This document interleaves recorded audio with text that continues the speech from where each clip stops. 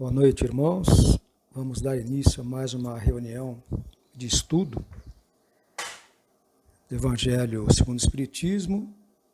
Hoje estudaremos o capítulo 18, muitos os chamados e poucos escolhidos. O tema de hoje será dar-se-á aquele que tem.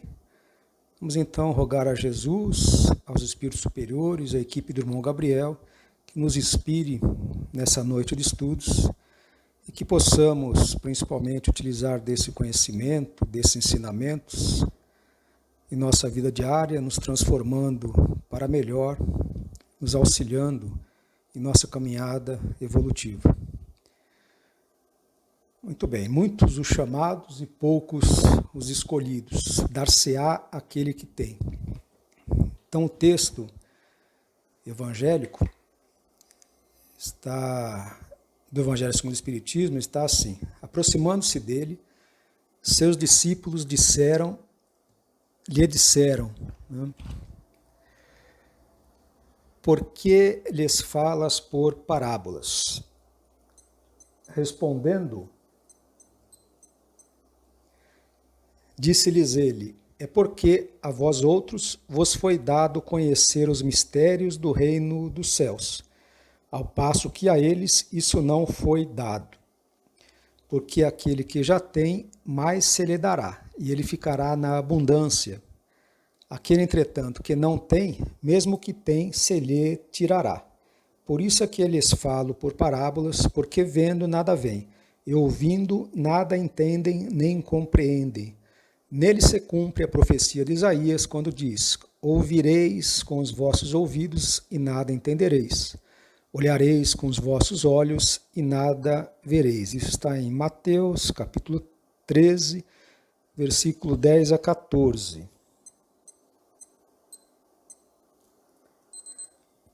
Então, lendo o texto, né, analisando a sua literalidade, como sempre o Evangelho nos parece algo meio absurdo, tomando ao pé da letra, né? Por isso que o apóstolo Paulo nos informa, né, que a letra mata e o espírito vivifica. Então temos que buscar o sentido da palavra evangélica, né? O espírito daquilo que Jesus quis dizer. Uma interpretação meramente literal: aquele que já tem, mais se lhe dará, ficará abundância, aquele que nada tem, até o que tem, pouco que tem, lhe será tirado. Isso lembra muito a nossa própria sociedade humana, né? Na qual, quanto mais poder, mais dinheiro alguém tiver, mais rico fica. A gente vê nessa pandemia poderosos que duplicaram, triplicaram o seu dinheiro, né? Explorando naturalmente essas questões da pandemia, enquanto que os mais pobres ficaram mais pobres ainda, porque perderam seus empregos ou tiveram que arranjar um subemprego, né? Ganhar menos. Então a gente vê que a lei humana é ainda aquela do mais forte, né? Do mais esperto. Quem tem poder, tem influência, acaba tendo cada vez mais. E aqueles que não têm, até o pouco que têm, eles, se bobear, ficam sem, né? Mas a lei divina não pode ser assim, né? A lei divina a gente entende que seja algo perfeito, uma lei justa e misericordiosa. Então não pode caminhar nesse sentido. Então, o que dizem os espíritos superiores a esse respeito, né?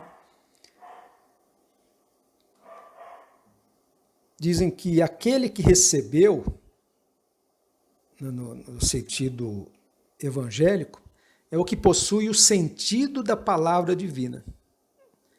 Recebeu unicamente porque tentou tornar-se digno dela e porque o Senhor, em seu amor misericordioso, anima os esforços que tendem para o bem.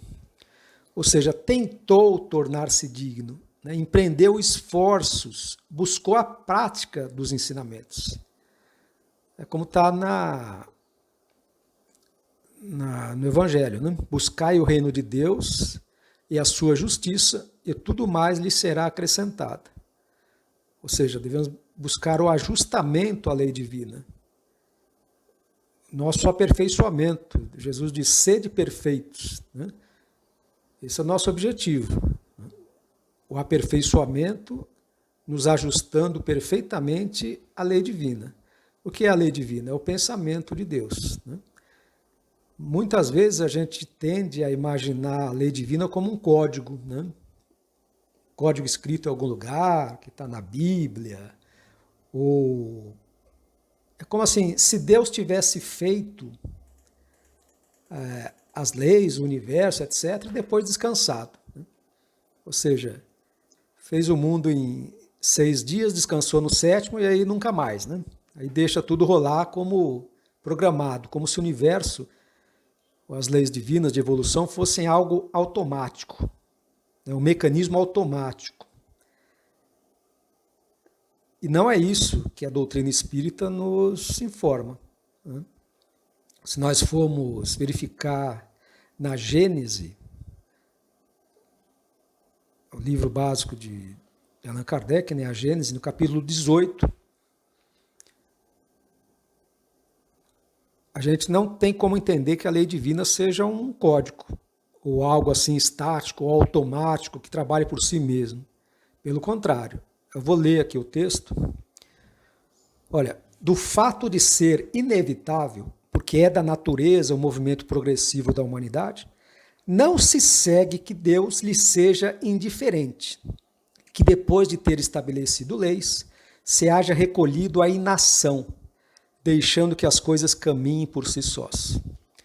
Sem dúvida, suas leis são eternas e imutáveis, mas porque a sua própria vontade é eterna e constante, e porque o seu pensamento anima sem interrupção todas as coisas.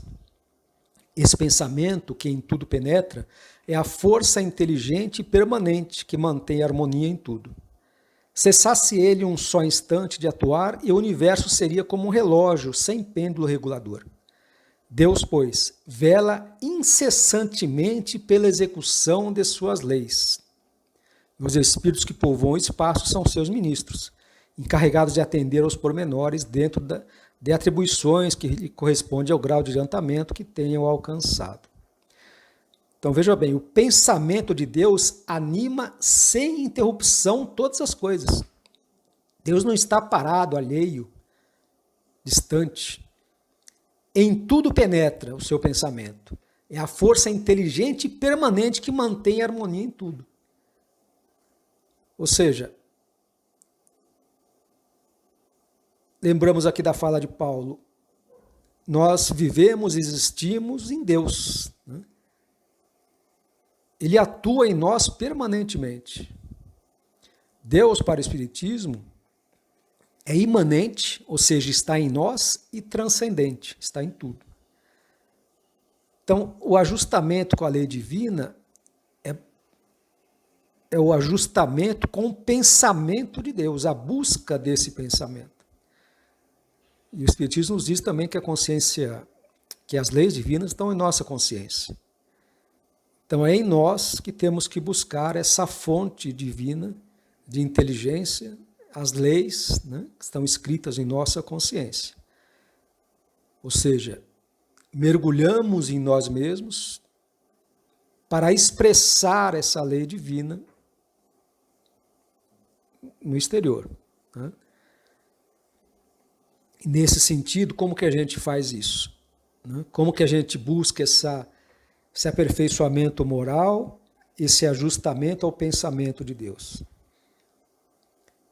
Na introdução ao estudo da doutrina espírita, né, está no Livro dos Espíritos, diz que a vida material é uma prova que lhes cumpre sofrer repetidamente, os espíritos, né, nós, até que haja atingido a absoluta perfeição moral. Ou seja, a própria vida material, dentro de uma programação reencarnatória, onde nós vamos passar por todas aquelas provas, por todas aquelas situações que tende a despertar a nossa consciência para a lei divina. Nos trazer à consciência as nossas imperfeições, aquilo que está discrepante, aquilo que está em desacordo com as leis divinas. Então, a própria encarnação nossa naturalmente nos conduz a isso. Há experiências nas quais vamos verificar aquelas mazelas que ainda trazemos, aqueles desalinhamentos com a lei divina, aquelas imperfeições, lembrando que, segundo o Espiritismo também, nós sofremos em decorrência das nossas imperfeições. Portanto, o sofrimento não é a punição, ele é uma consequência natural das nossas imperfeições. Então, como que fazemos para parar de sofrer? Nos aperfeiçoando, né? Buscando a vivência das leis divinas. Agora, o que normalmente acontece, inclusive com nós espíritas, e que sempre ocorreu, é que aqueles que se dedicam à religião, ao pensamento religioso, o fazem de maneira meramente intelectual, né? Ou seja, esse conhecimento apenas passa pelo seu intelecto. Nós, às vezes, até nos orgulhamos de decorarmos passagens da Bíblia, passagem do Evangelho, decorarmos o número da pergunta do Livro dos Espíritos, né? Isso tudo é muito legal, só que não basta, né? A filósofa Lucilena Galvão faz uma analogia interessante. Ela diz assim: nós não vivemos do que comemos, mas do que assimilamos, ou seja, do que absorvemos. Então, vamos imaginar que eu esteja com fome e coma uma boa pratada, né? Alimentos muito nutritivos, né? Só que, por alguma razão, o meu organismo não consegue absorver os nutrientes do alimento. Então, o alimento passa pelo trato digestivo, não é absorvido e é eliminado no bolo fecal. Aí, o que acontece? Apesar de eu ter me alimentado, eu continuo desnutrido, porque o meu organismo não absorveu esses componentes, esses nutrientes, que não passaram a fazer parte da minha constituição física. Portanto, eu ainda sofro de carência de alimentos, de nutrientes. Da mesma forma, o alimento espiritual. Às vezes a gente ouve palestras ou faz palestras, como eu estou tentando fazer aqui, né? Lemos livros, participamos de congressos. Só que isso apenas passa pelo nosso intelecto. Logo, logo a gente esquece. Por quê? Porque não assimilamos. Se não assimilamos, aquele conhecimento não passou a integrar o espírito que somos. Então não nos modifica, não nos melhora. Por outro lado, se com a prática, com a vivência desses ensinamentos, eu passo realmente a me modificar, a me transformar para melhor, aí esse conhecimento espiritual passa a integrar a constituição do espírito imortal que eu sou, e mesmo após o desencarne, ou até mesmo nas sucessivas reencarnações, eu continuo com ele. Ainda que a gente não lembre de onde aprendeu, né? É assim que quando alguém nasce, por exemplo, em um meio social adverso, até com mau exemplo dos pais, e ainda assim a pessoa tem um caráter íntegro, honesto, uma conduta reta, nós costumamos dizer, a pessoa já nasceu assim. Mas como nasceu assim? Se os irmãos, por exemplo, podem ser completamente contrários, ter um mau caráter, partir para o crime, etc. Ah, mas isso a pessoa já é assim, ela já nasceu desse jeito. Então, quando a gente diz a pessoa já nasceu assim, quer dizer, ela já desenvolveu esses atributos, essas virtudes em outras vidas, em outras encarnações. E assim ela já traz isso consigo, que já passou a constituir o ser que ela é. Já está em sua consciência, ela já desenvolveu esse atributo. Sempre lembrando que, como a lei divina se encontra em nossa consciência, os ensinamentos que vêm de fora apenas vão, dizer assim, regar aquelas sementes que já existem dentro de nós, que vão despertar aquilo que já está insto em nós, porque é de natureza divina. Então não é algo que vem de fora nos compor, é mais um estímulo para desenvolver aquilo que nós já somos em potencial, já que, em essência, somos filhos de Deus, seres perfectíveis com todas as virtudes em nosso ser, né? Em potência, em germe, mas que vão se desenvolver a seu tempo, todas elas. Né? A perfeição, como diz o Livro dos Espíritos, é algo, é uma fatalidade. A própria lei divina, o próprio Deus, o pensamento divino, nos impulsiona a todo momento para isso. Então, tais ensinamentos, o Evangelho, as leis divinas, não se encontram apenas nos livros religiosos, mas na própria vida, que traz em si os ensinamentos e experiências necessárias à nossa evolução. Mesmo em outras religiões, desculpa, como por exemplo no budismo, Buda uma vez chegou para os seus discípulos, né, com as mãos cheias de folhas, e perguntou para eles: onde tem mais folhas, nas minhas mãos ou na floresta? A resposta óbvia, né? Claro que na floresta. Então ele disse: da mesma forma, os ensinamentos que eu estou passando a vocês são como essas folhas nas minhas mãos. Mas os ensinamentos que a vida tem a nos dar são como as folhas das árvores da floresta. Né? São praticamente infinitos. Então, a cada momento da nossa vida, nós temos como aprender alguma coisa. Se não aprendemos, é porque não estamos atentos, né? Estamos desligados, estamos no automático, não estamos realmente vivendo, estamos apenas existindo. Né? Se houvesse um só momento em nossa vida que não pudesse nos trazer algo de bom, algum ensinamento, alguma experiência positiva em termos de aprendizado, esse momento seria afastado de nós. Porque não existe a inutilidade nas leis divinas. Não existe o nada, não existe o vazio. Mesmo naqueles momentos em que nós não temos nada para fazer, esses momentos podem ser produtivos, é o que chamam de ócio produtivo, né? Então nós voltamos a consciência para nós mesmos, para a natureza, para a nossa essência. Né? Então, a cada momento da nossa vida, sempre existe uma lição, se nós estivermos atentos, estivermos abertos a isso. Dependendo, naturalmente, do nosso grau de evolução também, a gente vai aproveitar mais ou menos aquelas passagens. Algumas experiências, para algumas pessoas, são terríveis. Elas caem em depressão, etc. Para outras pessoas, elas usam essas experiências como uma mola propulsora do seu desenvolvimento. Então, temos sempre que estar atentos, buscando desenvolver a consciência. Nós somos homo sapiens, né? Temos que partir para homo consciens, né?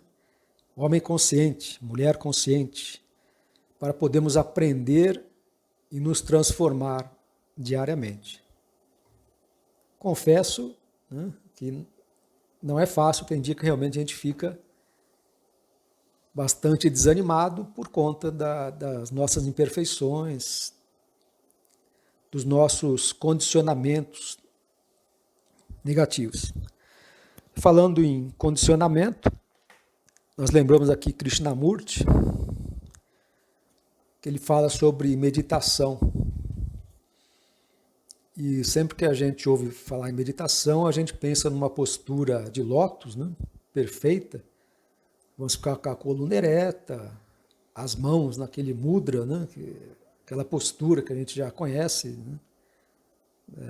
Os orientais. Então ele até brinca, diz que a gente pode ficar assim 10 mil anos que não vamos atingir a consciência cósmica, a iluminação. Porque isso tudo ajuda, a meditação, a oração, tudo ajuda. Mas nós nos desenvolvemos através dos relacionamentos. Né? Mas, para desenvolvermos essa consciência dos relacionamentos, nós temos que desenvolver a consciência dos nossos condicionamentos. Então, muitas vezes, se a gente for observar, a gente passa o dia fazendo as mesmas coisas do mesmo jeito, no automático, como se tudo fosse igual. Todo dia fosse a mesma coisa, fosse a mesma rotina de trabalho, a família, e nada é igual. Nenhum dia é igual ao outro. Nós não somos iguais, o nosso corpo muda a cada instante, a cada momento. A nossa própria mentalidade, ela muda, vai se modificando. Como dizem os budistas, nada é fixo nem permanente. Né? Mas nós não desenvolvemos essa consciência do dia a dia, de quanto somos condicionados, de quanto agimos no automático e vamos cumprindo os nossos deveres, as nossas obrigações, seja no trabalho, seja no lar, seja na casa espírita, e atuando apenas externamente, apenas com os comportamentos externos, sem desenvolver uma autoconsciência. Isso, quando eu falo nós, não estou dizendo apenas de pessoas como eu, que ainda estão iniciando, né, na doutrina espírita. Cito, por exemplo, o irmão Jacó, que era Frederico Figner, foi dirigente da FEB, empresário, jornalista, nascido na República Tcheca, né, a Boêmia, República Tcheca. Ele, a pesquisa que a gente faça na internet, a gente vê que ele foi o pioneiro da indústria fonográfica brasileira, trouxe os primeiros discos de vinil, abriu o primeiro estúdio de gravação e varejo de disco no Brasil em 1900. Foi amigo de Thomas Edison, né? Dirigente espírita, profundamente atuante. Né? Por ocasião do seu falecimento, o jornal Carioca à Noite, Ilustrada, publicou o editorial, que ele disse que ele era judeu, né? Então diz que o judeu Frederico Figner, Fred Figner, né, como ele é conhecido, foi honrado pós-mortem com o merecido título de o mais brasileiro de todos os estrangeiros. E ele, além de toda essa atividade comercial e religiosa à frente da Federação Espírita Brasileira, também atuou de forma caritativa, por exemplo, em 1918, com a gripe espanhola, né? Ele atuou como auxiliar de enfermagem na sua casa. Na verdade, era um palacete. Né? Ele naturalmente tinha bastante dinheiro, então construiu uma casa bastante ampla, e ele utilizou a casa dele para receber enfermos da gripe espanhola, apesar dele também estar contaminado. Mas ele atuou ainda assim como auxiliar de enfermagem, ajudando, né, na enfermaria improvisada na casa dele. Então vejam que além do conhecimento, ele tinha também essa questão de caridade, de amor ao próximo. E, no entanto, ele diz no livro Voltei, ele diz assim, esse livro Voltei, foi psicografado por Chico Xavier também. Uma curiosidade, o irmão Jacó, antes de desencarnar, ele disse que assim que desencarnasse, ele ia procurar escrever, dando notícias dele e da experiência da desencarnação. Né? Só que quando ele chegou do outro lado, ele viu que não era tão fácil assim, quanto ele imaginava. que ele imaginou que André Luiz, como André Luiz fez isso, ele imaginou que fosse chegar do outro lado e já fosse dar notícias, né? Só que a realidade do outro lado é um tanto diferente. E ele diz aqui, ele diz o seguinte: enquanto no corpo não formulamos a ideia exata do que seja a realidade além da morte. Ainda mesmo quando o Espiritismo nos ajuda a pensar seriamente no assunto, em vão tentaremos calcular relativamente ao futuro depois do sepulcro. Então veja, ele foi dirigente da FEB, ele tinha um conhecimento enorme da doutrina espírita. Ele diz que nós não temos como calcular relativamente ao futuro após a desencarnação. Ele explica o seguinte: os quadros sublimes ou terríveis no plano externo correspondem de alguma forma, de alguma sorte, à nossa expectativa. Contudo, os fenômenos morais dentro de nós são sempre fortes e inesperados. Ou seja, aqueles quadros que eles passam para a gente de como seriam as colônias espirituais, de como seriam as regiões mais baixas, o umbral, as trevas, é mais ou menos aquilo. Não foge muito.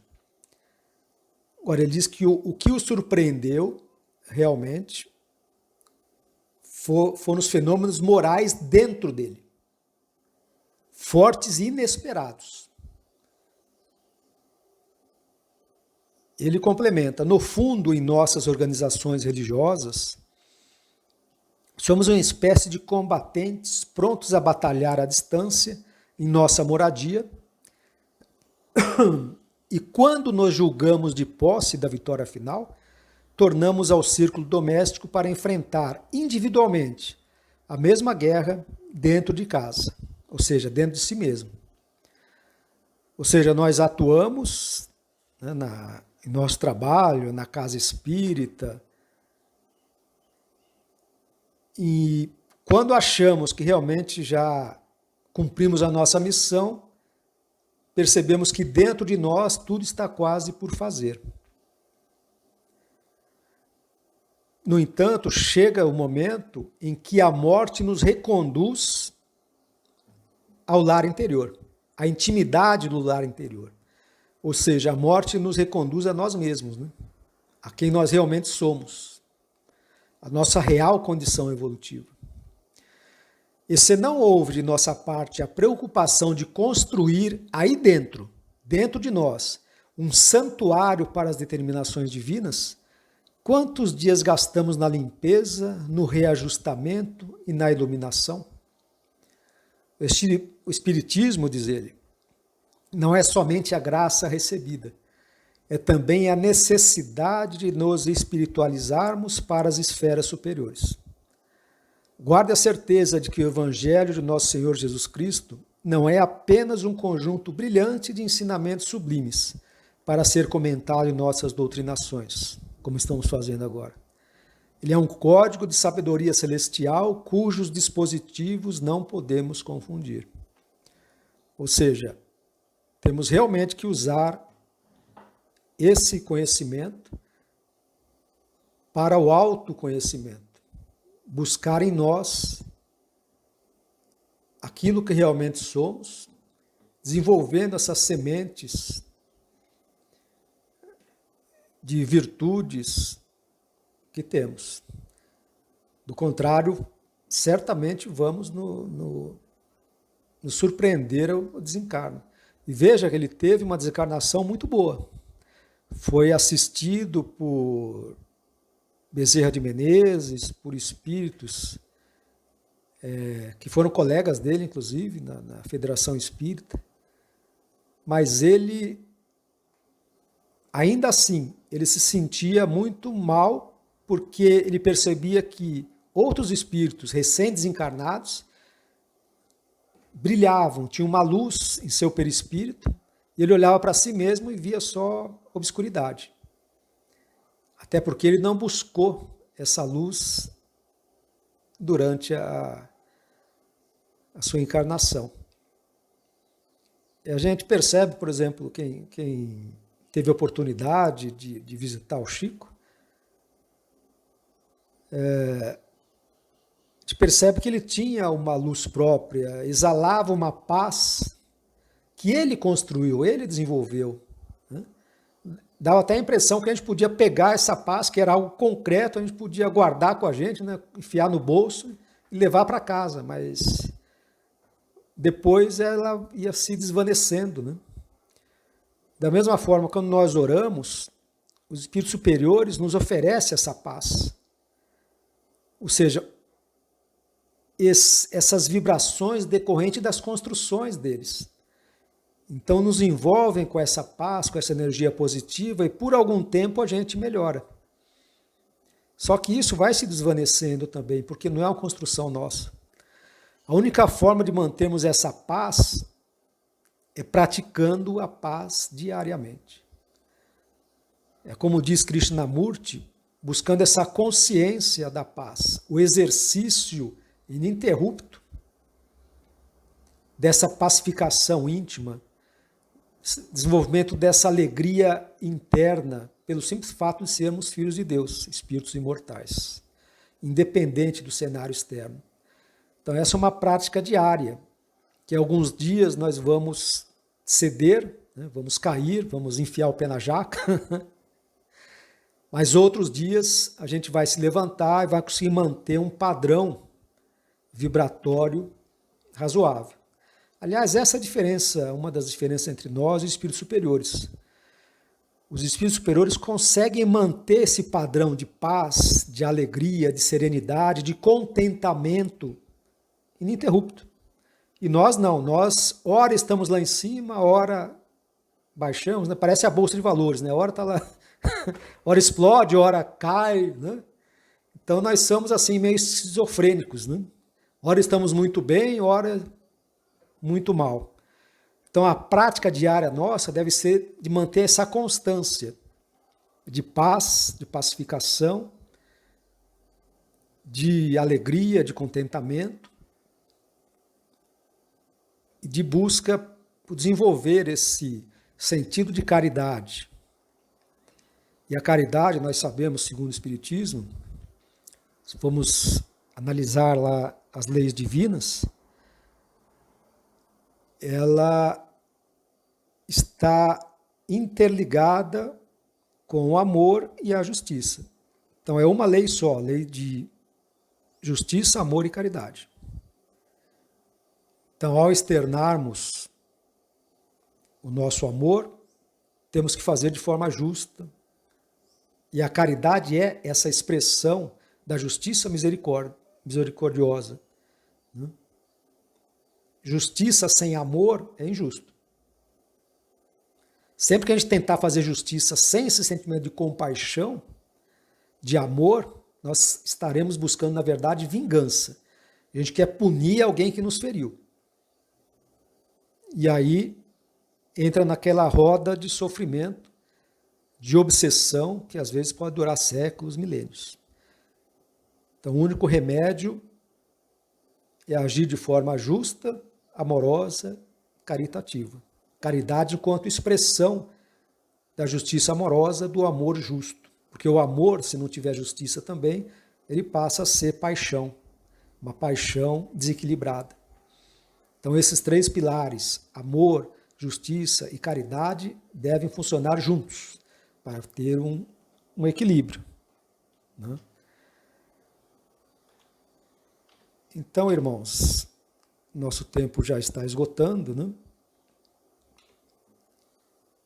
Então, vamos agradecer mais essa oportunidade de estudarmos esse tema evangélico, que possamos desenvolver essa consciência de uma necessidade da autoanálise, do autoestudo.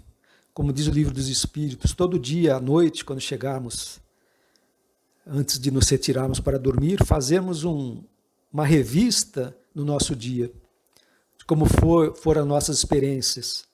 Eu agi com consciência, eu agi procurando estar atento àquilo que me ocorria, ao meu sentimento, ao meu pensamento, ou fiz tudo no automático e nem senti o dia passar, né? Porque corremos o risco de chegar no final da vida, desencarnarmos e chegar à conclusão que não vivemos, né? Apenas existimos. Não atuamos na vida, não usamos a vida como instrumento de aperfeiçoamento, de desenvolvimento do nosso potencial crístico divino. Então façamos essa vistoria, né? E se formos fazendo todo dia, né? Indico à noite, mas não precisa ser necessariamente à noite, né? Mas se a cada dia formos tomando mais consciência das nossas atitudes, dos nossos sentimentos, das nossas emoções, do nosso agir, vai chegar um momento que a gente vai agir de determinada forma e a consciência vai nos dar a cutucada. Olha, depois à noite você vai rever isso aqui e vai perceber que não andou bem. No momento que surgir aquela emoção de raiva, espera aí, não se deixe dominar pela raiva. Por que veio essa raiva? Procura sentir o motivo disso e transforma numa energia de justiça, mas de forma amorosa, para resolver a situação da melhor forma possível, de modo que não se arrependa depois. Ainda que com firmeza, né? Se posicionando firmemente, se acha que há alguém o injustiçou ou ultrapassou os limites, podemos nos posicionar com firmeza, né? Dizer, olha, você ultrapassou o seu limite. Mas se fizermos com raiva, de forma agressiva, a pessoa vai se defender, aí vai jogar a culpa na gente, vai dizer que a gente que provocou, etc. Aqueles mecanismos de defesa que a gente conhece. Mas no momento que nos colocarmos de forma amorosa, de forma compassiva, procurando compreender as intenções do outro, a condição do outro, a tendência é que o outro também se abra para o entendimento. E se não o fizer, o problema passa a ser dele, né? Nós fizemos a nossa parte. Então, buscando desenvolver essa consciência de espíritos em evolução, em regime de evangelização, de autoconhecimento, desenvolvimento da consciência das leis divinas em nós, do pensamento de Deus. Essa consciência que o pensamento de Deus está agindo a cada momento em nós, vivo, atuante. Nenhuma só folha cai da árvore se não for pela vontade de Deus. Nenhum só fio de cabelo cai da nossa cabeça sem que haja permissão divina. Isso nos dá até uma segurança para o nosso agir no dia a dia. Nós sabemos que estamos em Deus e nada ocorre sem a sua permissão. E tudo que Ele permite é para o nosso bem, para o nosso aprimoramento. Muito obrigado. Que Jesus abençoe a todos nós. Agradecemos mais uma vez a equipe do irmão Gabriel, que nos sustenta e inspira. Desejamos uma boa noite a todos. Fiquem com Deus.